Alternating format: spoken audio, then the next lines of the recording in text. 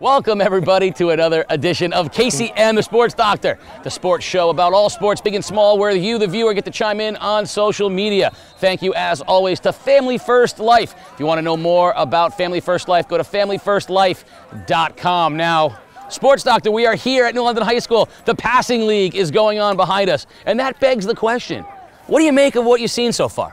First of all, high school football is in the air, believe it or not. It's a chilly night here in New London High School. Casey, you know, the one thing I take away from this is competition. The kids are on the field, they're getting to know each other a little bit, and just competition, competing again, and getting those bones and muscles moving, getting ready for football season. Listen, quarterbacks, receivers, timing patterns. I know there's not pads out there, but it's a great thing for these kids to get out there in the field and start moving the ball a little bit. So, early impressions of what you've seen? Well, first of all, the two top teams, I think, right now, New London and NFA. They look very good.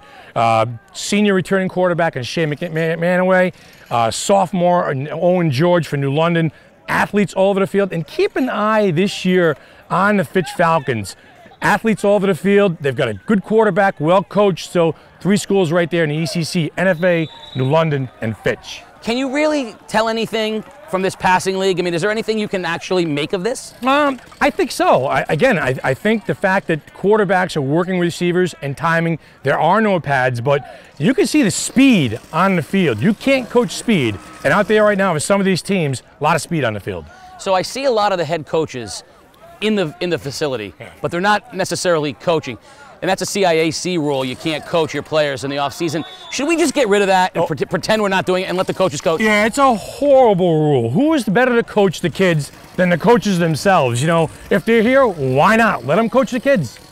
Well, you know, years ago this was done to try to prevent specialization, the idea that a coach could keep the players all year long. But the reality is specialization happens now. It's what we're seeing right now anyway with a farce like these guys are not involved in the coaching. If they're good enough to be the regular coaches, let's let them take the kids all year long, monitor it that way, but let's not pretend that they're not involved. It's very, very tough to sift and sort through some of the rules that the CIAC has. This one, not good in my opinion.